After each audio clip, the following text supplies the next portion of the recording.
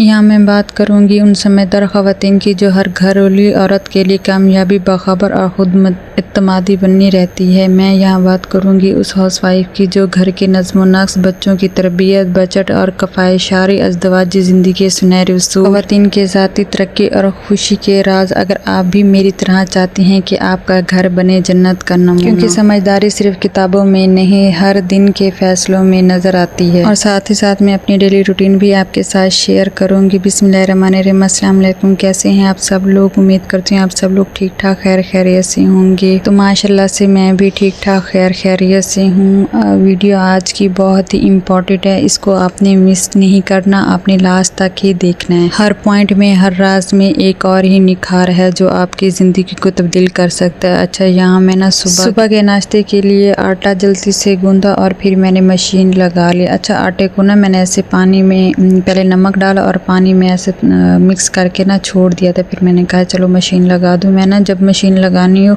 सुबह सुबह ही लगा लेती हूँ, तो इस तरह से होता है कि काम जल्दी निपट जाता है। अच्छा जी, चलते हैं अपने टॉपिक की तरफ। घर की सफाई और तरबियत। रोज़ाना की सफाई का खास ख्याल रखती है ये एक औरत। घर को संभालने में जितना एफर्ट ना एक औरत करती है और कोई भी नहीं कर सकता, जो अपने बच्चों का, अपने हस्बैंड का और अपने घर का खास ख्याल रखते हैं। उनकी छोटी छोटी चीज़ों से लेके बड़ी बड़ी चीज़ें सभी उसी ने समेटनी होती हैं, सभी उसी ने रखना होता है और घर को संभालना होता है और बच्चों को भी संभालना होता है। तो अच्छा, आदमी एक सोचे कि अगर किसी घर में औरत ना हो तो वो घर नहीं होता, वो छड़ों का घर होता है। उसमें औरत ही आके एक घर को घर बनाती है। तो उस औरत की रिस्पेक्ट किया करें, उसे प्यार दिया करें, उसे मोहब्बत दिया करें, ताकि वो खुशी खिलाखी से अपना घर संभाल सके बगैर किसी टेंशन के। अच्छा, यहाँ मैंने आटे को 2 मुक्की लगाई और फिर मैंने ना इसे बर्तन में रख के ना फिर मैंने इसमें ना थोड़ा सा ऐसे नमक लगा के ना इसे बंद करके 2 से 3 मिनट के लिए छोड़ दूंगी, क्योंकि नाश्ते का टाइम भी हो रहा था।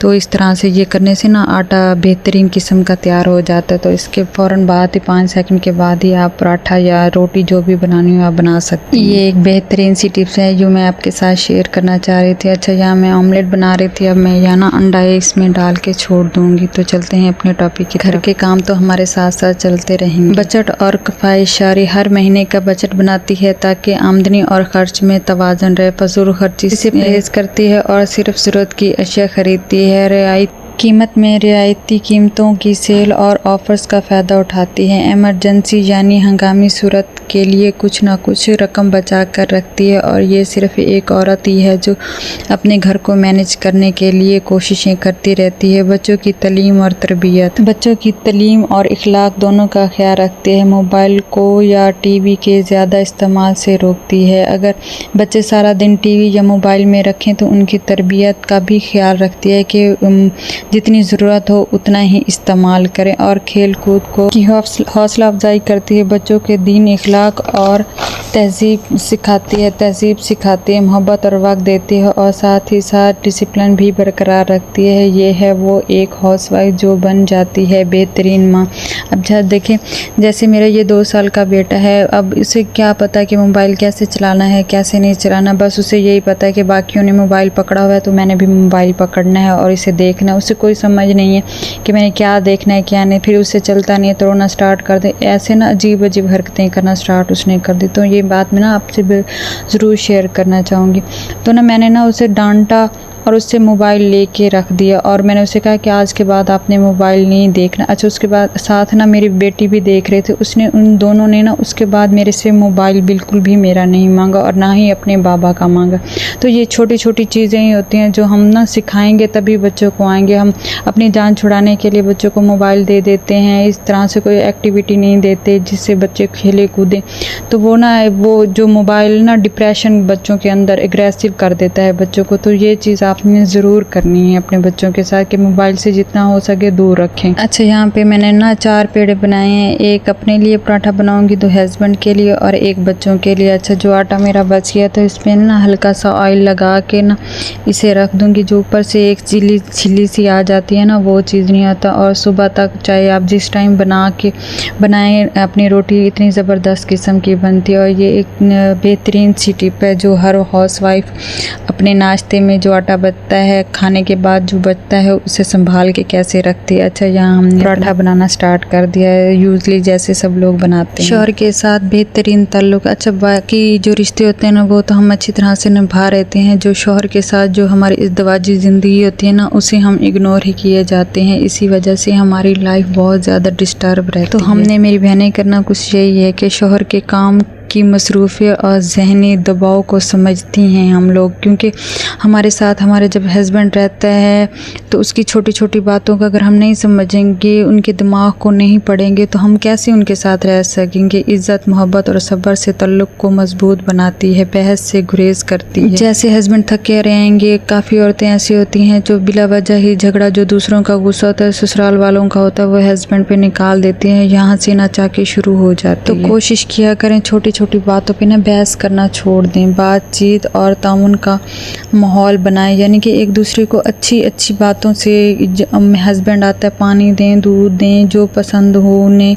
शौहर की पसंद नापसंद का ख्याल भी रखना एक औरत की ही जिम्मेदारी होती है। जहाँ आप दूसरों की इतनी इज़्ज़त कर रहे होते हैं, रिस्पेक्ट कर रहे होते हैं, वहीं आप अपने शौहर को निगलेक्ट कर रहे होते हैं। तो अपने शौहर को ज़्यादा से ज़्यादा अहमियत दें, क्योंकि आपने उसके साथ ज़िंदगी बसर करनी है, उसके साथ रहना है, तो ज़्यादा से ज़्यादा कोशिश करें उन्हें सबसे ज़्यादा अहमियत दें। अच्छा, एक औरत है जो खाना पकाती है और मेहमान नवाजी करते। देखें, हम मेहमान नवाजी करते हैं, सबकी इज़्ज़त करते हैं, सबको खिलाते पिलाते, किस वजह से कि हमारे शौहर कमा के ले आते हैं, हमें देते हैं, हम बच्चों की तरबियत करते हैं, मेहमानों को संभालते हैं, अपने घर को संभालते हैं। यही है ना एक औरत का किरदार जो हम निभा रही होती हैं।